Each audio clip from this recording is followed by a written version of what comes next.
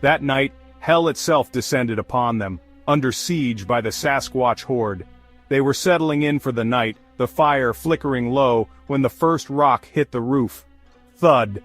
Then another. The thumping of heavy footsteps surrounded them, circling the small wooden cabin. They could hear them breathing, deep, growling exhales just beyond the walls.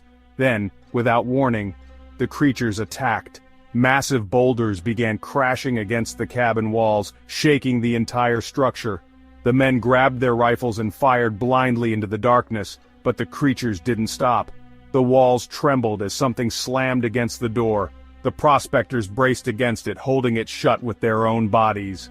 Then came the shrieking, a howl so unearthly and wild that Beck described it as the sound of demons let loose. One of the creatures climbed onto the roof, its massive weight causing the beams to creak and sag. It reached down the chimney, its long hairy arms swiping at the fire. One of the men grabbed a burning log and shoved it up the chimney, sending embers and flames bursting upward. The creature howled in pain and scrambled away.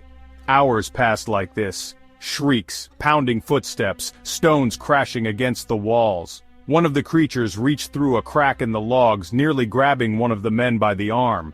A shotgun blast sent it retreating into the darkness. The men took turns firing at the moving shadows, but there were too many. They couldn't see them clearly, only dark, hulking figures moving between the trees. The assault continued until dawn.